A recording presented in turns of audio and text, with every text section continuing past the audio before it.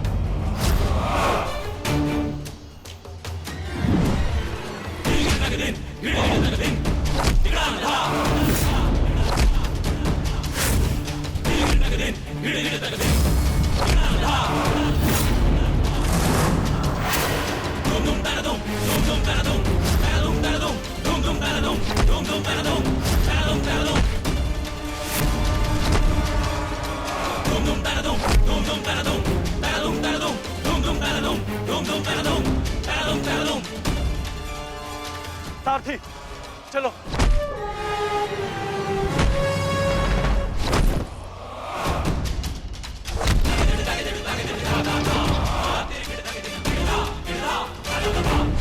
विश्वास नहीं होता मामा श्री कि आप हमारे शत्रु के साथ मिलकर हमें ही परास्त करने पे तुले हैं। आपसे सहायता मांगना हमारी सबसे बड़ी भूल थी, किंतु आपको परास्त कर हम अपनी भूल का पश्चाताप करेंगे। आइए मामा श्री, हमसे द्वंद्व कीजिए। इसे कल मेरे महारथी ने छोड़ दिया था, मैं उन्हें मारना नहीं चाहता। जाओ लौट जाओ।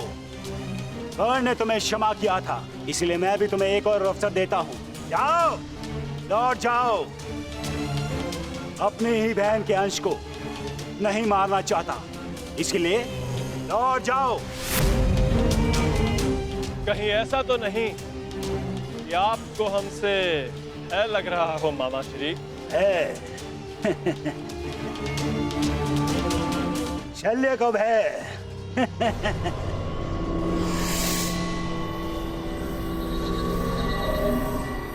है और प्रहार क्या होता है उसका ज्ञान आज तुम्हें हो जाएगा बांजे।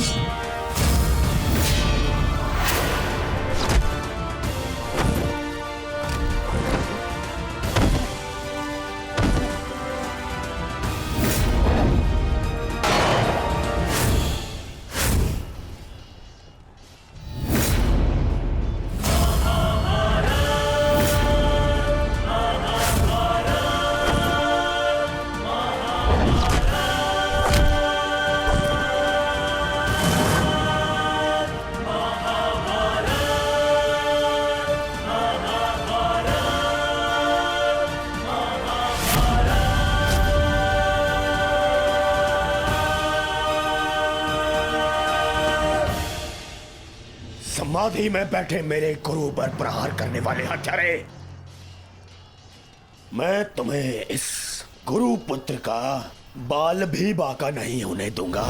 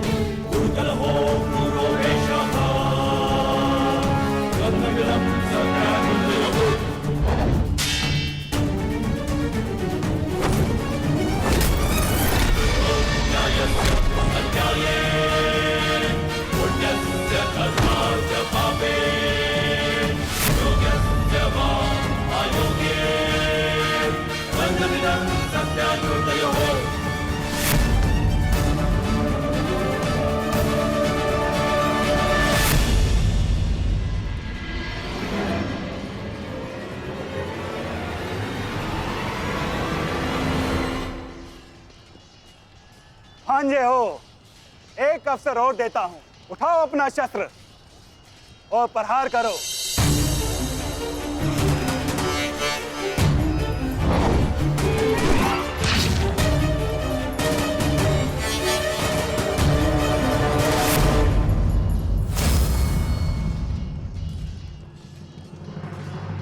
क्या हुआ? कोई पांडव सेना में ऐसा वीर नहीं है जो मेरा सामना कर सके? या तो मुझसे युद्ध करो, अन्यथा अपनी पराजय स्वीकार करो। ये सब क्या हो रहा है माता? मदरराज अचानक से इतने शक्तिशाली कैसे हो गए? क्या उन्हें परास्त करने का कोई उपाय नहीं? किसी भी शक्ति का तोड़ ढूंढने से पूर्व उस शक्ति को समझना अनिवार्य है पार्थ। है कोई मेरे समक्ष जो मुझसे युद्ध कर सके? मद्रराज की शक्ति उनके शत्रु के क्रोध में है पार्थ। उन्हें केवल वही परास्त कर सकता है जो अपने क्रोध को अपना अस्त्र बना सके, या वो जिसे अपने क्रोध पर पूर्ण नियंत्रण हो, जैसे कि अंगराज कर्ण ने किया था पार्थ। अपने क्रोध को अपना अस्त्र बनाकर उन्होंने शैल्य को पराजित किया था।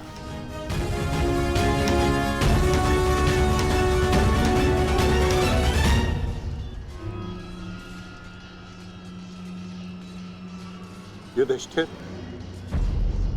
कदाचित तुम्हें ही अपने मामा को वैकुंठ लोक भेजना होगा।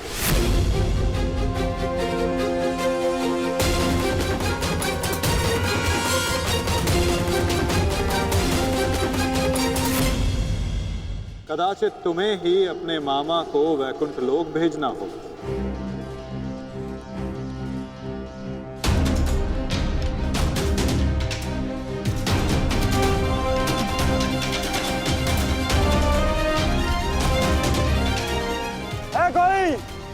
है कोई मेरे समक्ष? मैं आपकी चुनौती स्वीकारता हूं मामा श्री।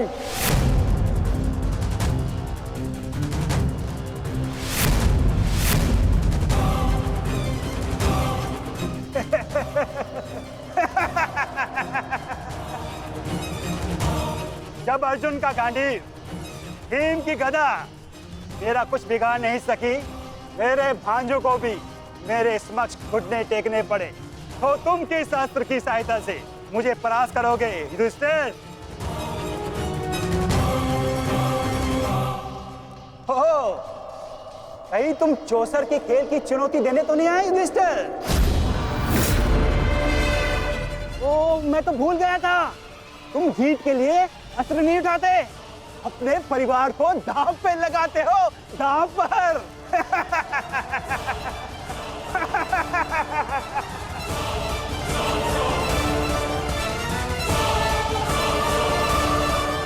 परंतु दांव पर किसे लगाओगे?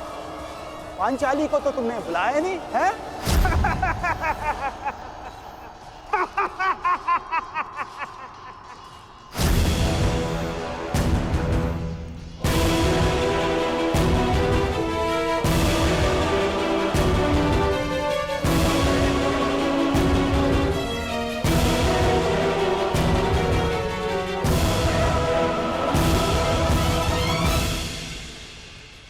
तो बताओ युधिष्ठिर, मेरे साथ चौसर खेलोगे या है तुम्हारे पास कोई अस्त्र मेरा सामना करने के लिए?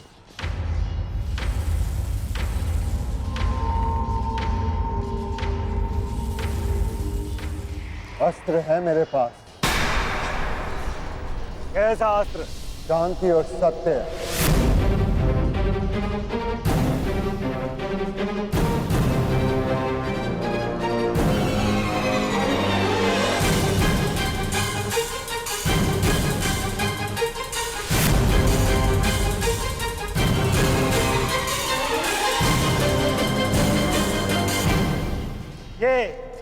ये समस्त विनाश तुम्हारे कारण हुआ है। ये महाभारत तुम्हारी एक भूल के कारण हुआ है।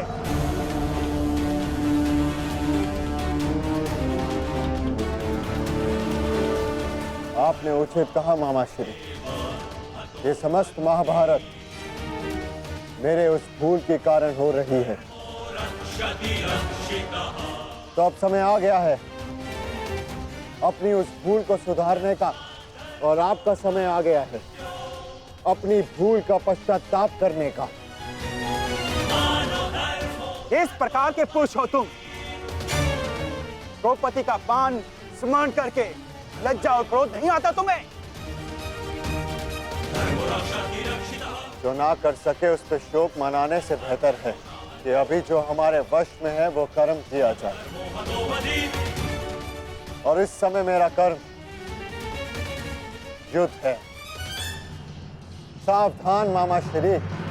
तो आओ युद्ध करो।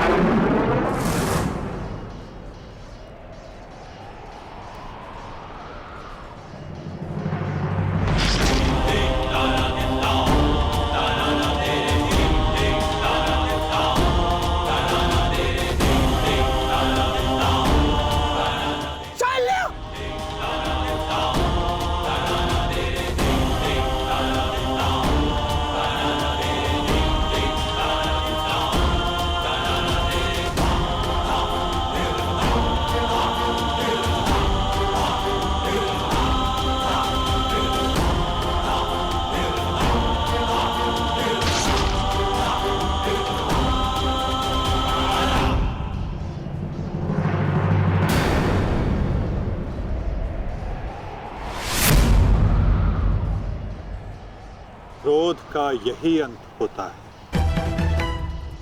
मनुष्य का क्रोध मनुष्य को ही भस्म कर देता है। स्मरण है पार्थ, ये वही मामा थे जिन्हें विवश होकर कौरवों का साथ देना पड़ा।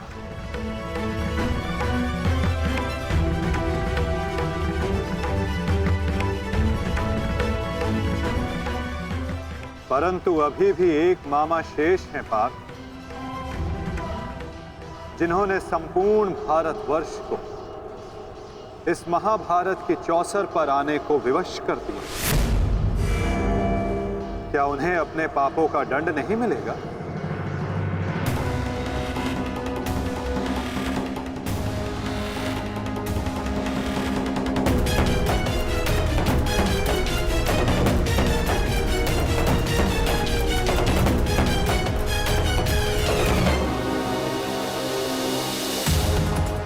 अवश्य माता। गांधार राज को दंड अवश्य मिलेगा।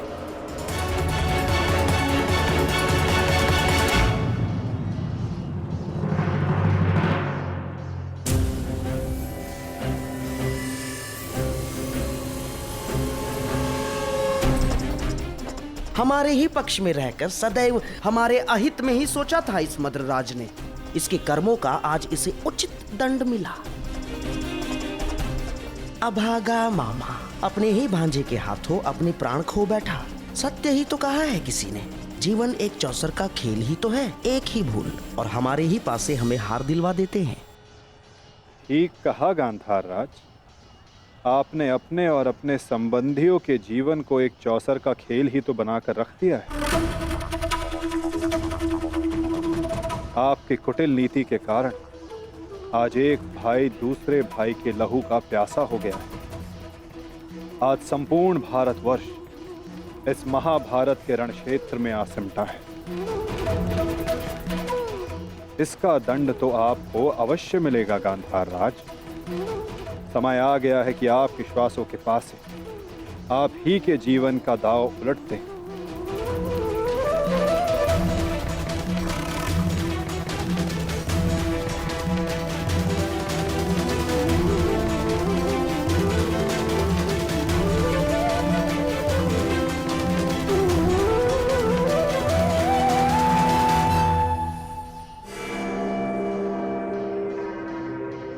मधुराज,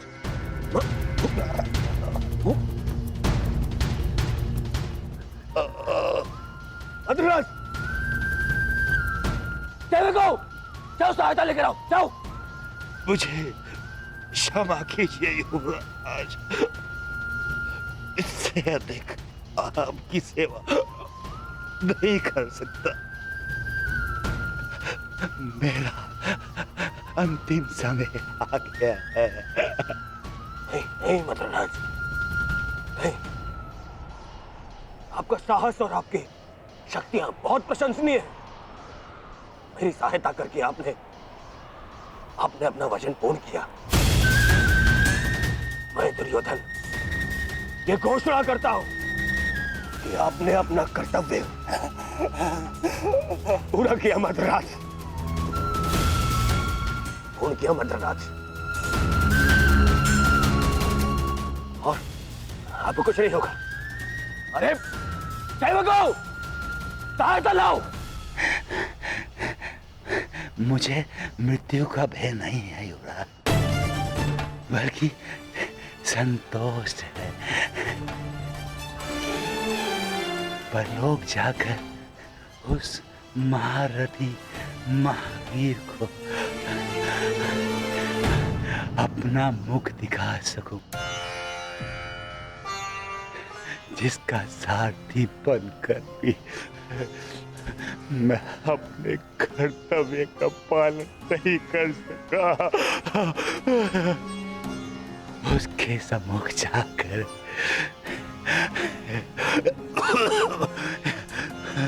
मैं कह सकूंगा कि उसका ये सारथी उसके परम मित्र के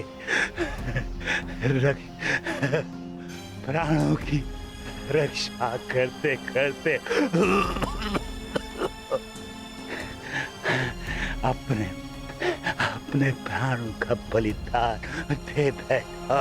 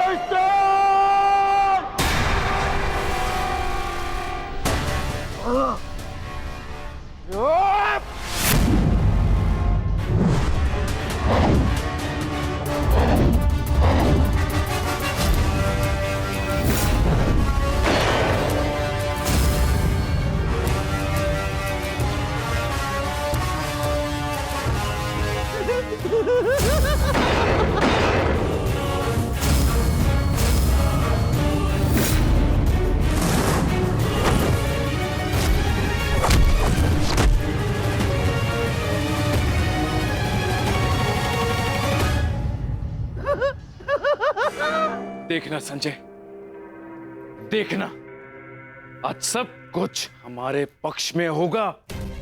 पुत्र के समक्ष आज कोई भी नहीं टिक पाएगा, कोई भी नहीं। आप बिल्कुल उचित कह रहे हैं महाराज। युवराज दुर्योधन के पराक्रम का सामना आज कोई नहीं कर पा रहा है। उनका प्रत्येक प्रहार शत्रु पक्ष को वज्र की भांति तोड़ रहा है महाराज।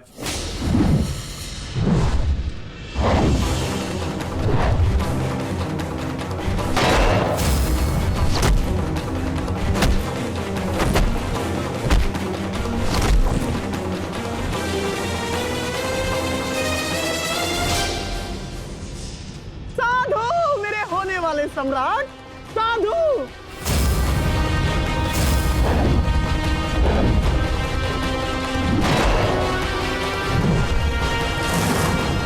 आज इन पांडवों में से एक भी नहीं बचना चाहिए दुर्योधन, एक भी नहीं।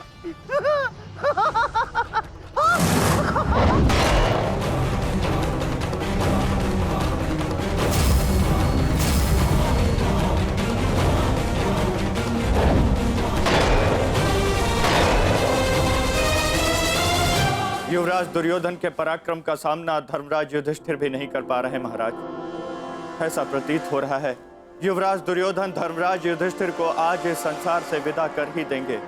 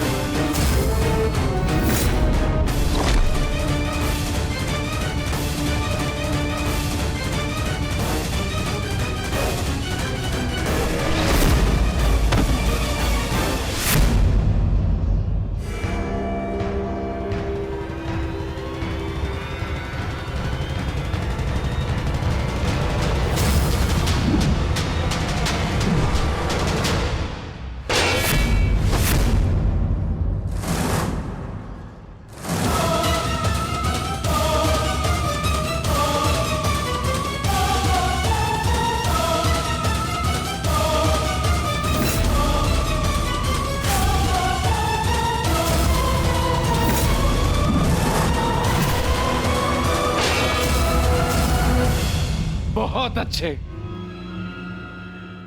आज मेरा पुत्र मेरे 99 पुत्रों की मृत्यु का प्रतिकार लेगा।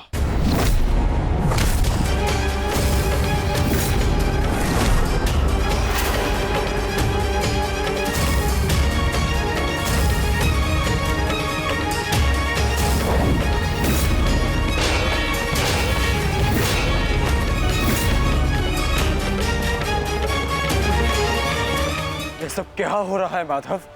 ये एक माता की दृष्टि का प्रताप है पार्थ।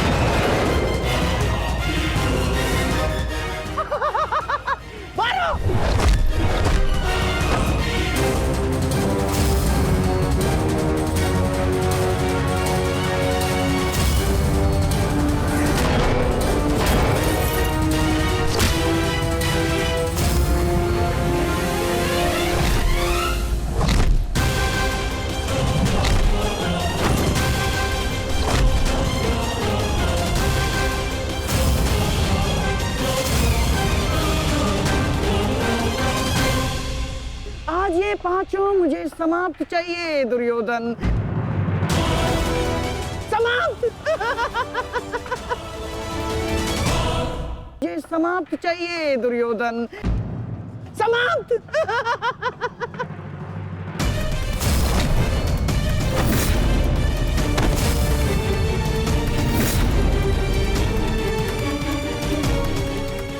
आज दुर्योधन को बल से परास्त करना असंभव है पार्थ। तो फिर मैं क्या करूं माता? इस प्रकार मैं अपने भ्राताओं की दशा नहीं देख सकता।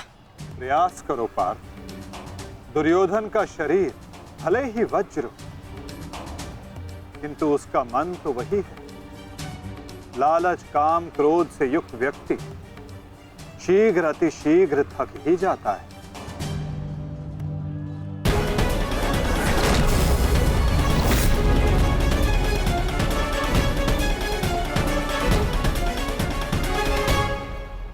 हमें कोई योजना बनानी होगी माधव। हमें इस दुर्योधन को रोकना होगा।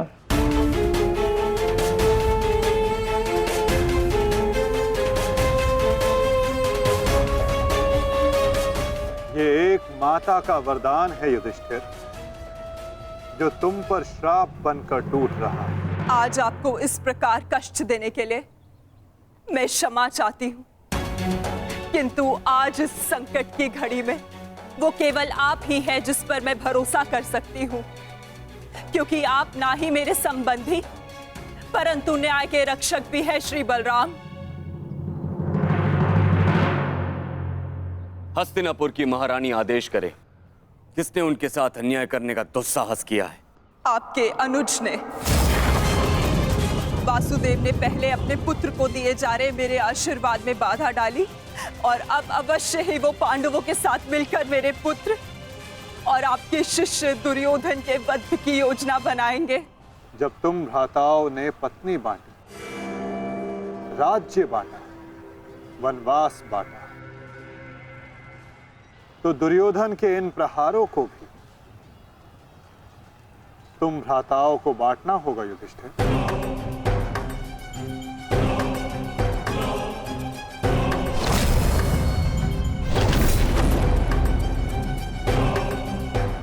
हमें दुर्योधन के थकने की प्रतीक्षा करनी होगी, और आज युक्ति भी तभी काम आएगी जब दुर्योधन में लड़ने का बल शेष ना बचे। क्योंकि दुर्योधन को स्वयं दाऊ ने गदा युद्ध में शिक्षित किया है। इसमें कोई संदेह नहीं है कि दुर्योधन मेरा सर्वश्रेष्ठ शिष्य है। उसके साथ छल करके मैं कृष्णा को और मेरे कुल को लज्जित और लांछित नहीं होने दूंगा।